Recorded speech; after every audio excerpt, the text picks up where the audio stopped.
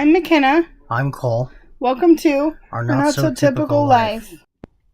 Hi everybody, welcome back. Today's video, I'm going to be talking about something, it may seem kind of heavy to some people, might not to others, but anyway, today's topic is how disabilities are portrayed in movies and television.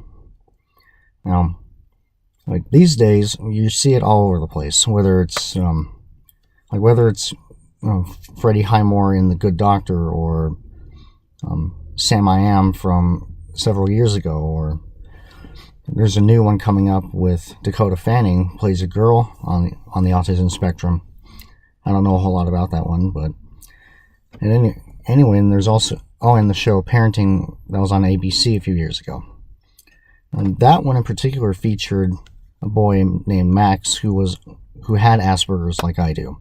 And this was before it was reclassified as ASD. Where am I going with this?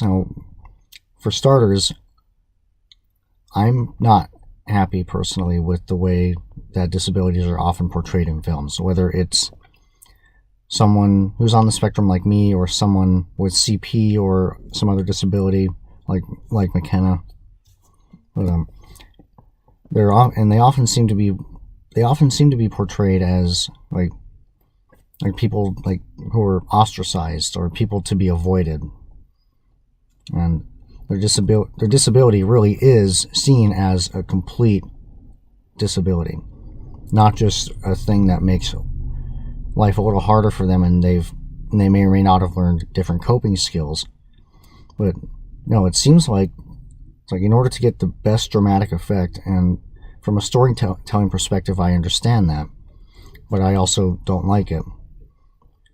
It's to me, it's just a little aggravating. It's not all disabilities are as strong or as strongly affecting the person as they're often shown in TV and movies. Like someone in a movie could have ASD or on some level or something related to it, or someone in the film could be wheelchair bound, and they could have the most extreme version of that disability, and it's all for dramatic effect. It's not always like that in real life. Now, for my part, life has been pretty difficult, and even after learning that I was on the spectrum, life got easier in some places, and other places it didn't really get that much easier. And in my opinion, movies and TV don't necessarily help with that. If you're going to portray someone with a disability, especially a very prevalent one like ASD or CP, do your research and portray it correctly. Don't just go for what you think is going to get the best dramatic effect or the best wow from your audience, or what's going to get you the most tweets when the episode airs on TV. Again, do your research, and maybe if you know, maybe find someone who has that disability and talk to them and consult them. It would mean a lot to that person, and it would mean a lot to people who are watching these films and TV shows where their disability may be portrayed. I understand this may seem like a little bit of a ramble, but it is kind of a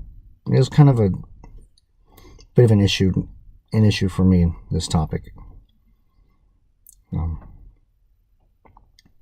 At any rate, all that to say, disabilities in movies and TV, they're not always portrayed in the most accurate light. Usually it's to get the best, I'll say it again, and I've said it probably 4 times, dramatic effect, just to get a reaction from your audience. And some people who have that disability, they may watch it, and they may find it offensive. I did find Max's portrayal of Asperger's in the show Parenthood to be a little too extreme. Like, I saw that and I think, okay, I have Asperger's and I'm not like that. Like I didn't act out or cause a scene and very loudly declare what I wanted and not care who heard it or whether it hurt people. Some people with it, that may be their case. It wasn't mine, so I didn't particularly like that portrayal of it. But it was also kind of nice to see my particular thing get aired on TV, or at least get depicted. Again, and I would just like to see TV and movies portray ASD or Asperger's, or whatever you want to call it, or CP, or any other disability. Portray it. I'd like them to portray it in a way that is more educational than dramatic. That's probably what I should have said. More educational than dramatic.